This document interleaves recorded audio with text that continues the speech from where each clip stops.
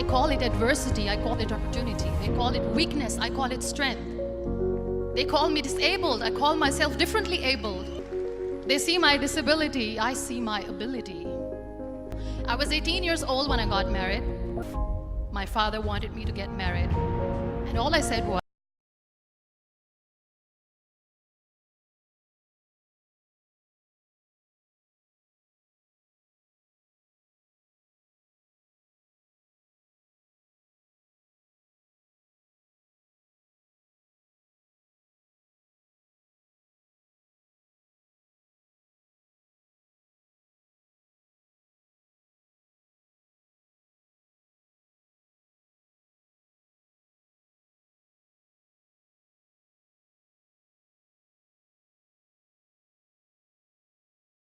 the list is a bit long, don't get scared.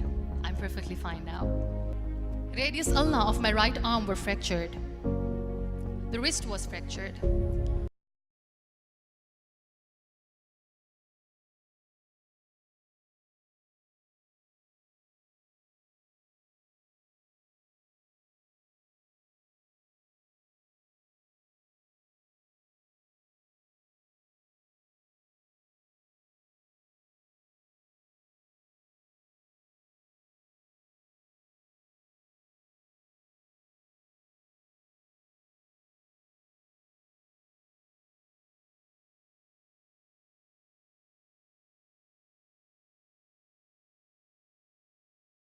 I ended up in a hospital where I stayed for 2.5 months.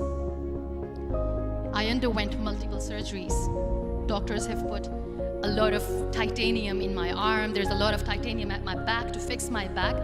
One day, doctor came to me and he said, well, I heard that you wanted to be an artist, but you ended up being a housewife. I have a bad news for you. You won't be able to paint again because your wrist and your arm are so deformed, you won't be able to hold a pen again. And I stayed quiet. Next day, doctor came to me and said, your spine injury is so bad, you won't be able to walk again. I took a deep breath. I decided it's all right. The next day, doctor came to me and said, because of your spine injury and the fixation that you have in your back, you won't be able to give birth to a child again. That day, I was devastated. I asked my mother, why me? And that is where I started to question my existence. Why am I even alive? What's the point of living? I cannot walk, I cannot paint, fine. I cannot be a mother. And we have this thing in our heads being women that we are incomplete without having children. I am going to be an incomplete woman for the rest of my life. What's the point? People are scared. They think I will get divorced. What is going to happen to me? Why me? Why am I alive? We all try to chase this tunnel. We all do this because we see light in the end of the tunnel, which keeps us going. My dear friends, in my situation, there was a tunnel that I had to roll on, but there was no light.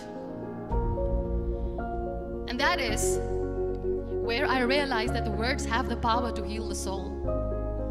My mother said to me, this too shall pass. God has a greater plan for you. I don't know what it is, but He surely has. One day I asked my brothers, I know I have a deformed hand, but I'm tired of looking at these white walls in the hospital and wearing these white scrubs.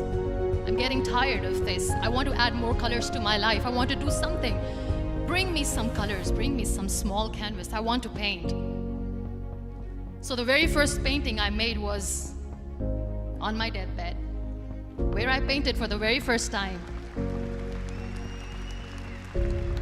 It was not just an art piece or just my passion. It was my therapy. And then I was discharged and I went back. And I went back home and I realized that I have developed a lot of pressure ulcers on my back and on my hip bone. I was unable to sit. There were a lot of infections in my body, a lot of allergies. So doctors wanted me to lie down on the bed straight for not 6 months, for not 1 year, for 2 years. confined in that one room, looking outside the window, listening to the birds chirping, and thinking maybe there will be a time when we'll be going out with the family and enjoying the nature. We all have fears: fear of unknown, fear of known, fear of losing people, fear of losing health, money. We want to excel in career, we want to become famous, we want to get money. We are scared all the time. So I wrote down one by one all those fears, and I decided that I'm going to overcome these fears one at a time. You know what was my biggest fear? Divorce. I couldn't stand this word. I was trying to cling on to this person who didn't want me anymore, but I said no. I have to make it work. But the day I decided that this is nothing but my fear, I liberated myself by setting him free. And I made myself emotionally so strong that the day I got the news that he's getting married, I sent him a text. And I'm so happy for you and I wish you all the best. And he knows that I pray for him today. My biggest fear, number 2, was I won't be able to be a mother again. And that was quite devastating for me. But then I realized there are so many children in the world, all they want is acceptance. So there is no point of crying, just go and adopt one. And that's what I did. I decided that I'm going to join the national TV of Pakistan as an anchor person. And I've been doing a lot of shows for the last 3 years. So when you accept yourself the way you are, the world recognizes you. It all starts from within. I became the National Goodwill Ambassador for UN Women Pakistan, and now I speak for the rights of women, children. We talk about inclusion, diversity, gender equality, which is a must. I was featured in BBC 100 Women for 2015. I'm one of the first 30 under 30 for 2016. The breath that you just took was a blessing. Embrace it.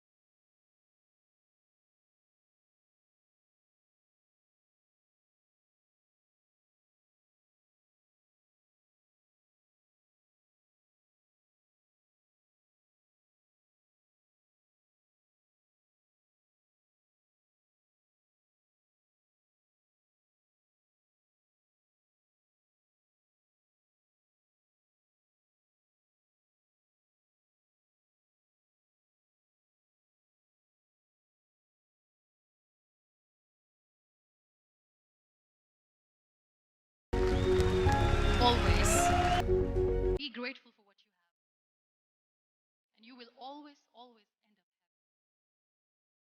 But if you'll cry, crib for the little things that you don't have or the things that you have lost, you will never ever have enough. Sometimes we are too busy thinking about the things that we don't have that we forget to cherish the blessings. I'm not saying that I'm not healthy and that makes me unlucky, but yes, it is hard. It is hard when I say that I cannot walk. It is hard to say when I wear this bag. It hurts, but I have to keep going because never giving up is the way to live, always.